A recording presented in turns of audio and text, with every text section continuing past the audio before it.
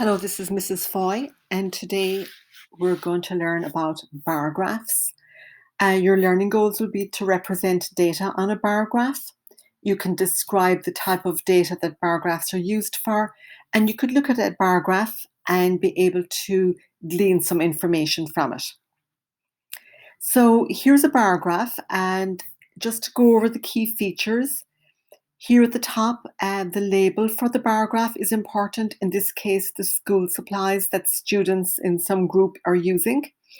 Notice that there is a horizontal axis and a vertical axis.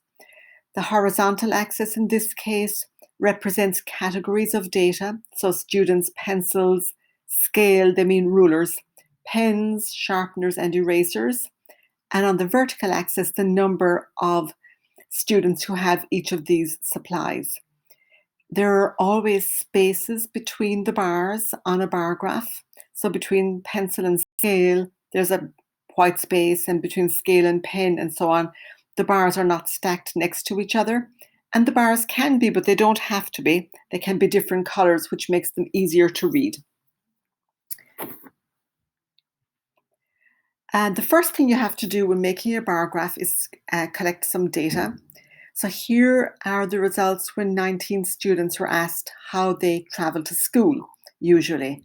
And you can see they travel 4 different ways: bus, car, bike, or walk.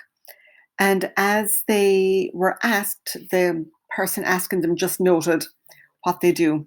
The second step is they created a frequency table with this information. So you made a frequency table already for dot plots. So you make one again with the tally marks and noting the frequency for each of these categories.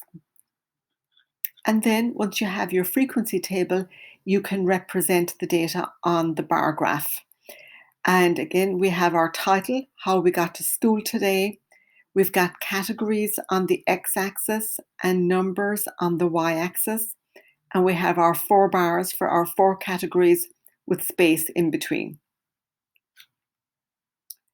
Bar graphs are commonly used for displaying information about categorical data. That's data that you can put into categories. So for example, favorite type of movie, say comedy, science fiction, and so on, is represented on this graph with the categories on the x-axis and the number of people who were asked on the y-axis on the vertical axis. Another example of common use is students being asked what month of the year is your birthday. And so that's the title, birthday of students by month.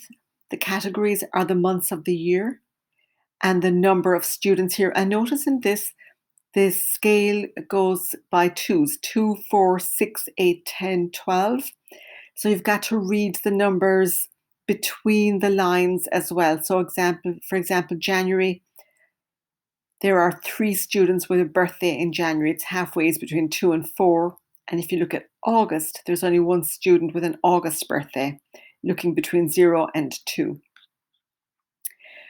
So the bar graphs we've seen so far have been vertical, but you could also have the same bar graph just shown horizontally instead, with your categories on the left-hand side and your numbers across the bottom, rather than what you have been doing or looking at so far.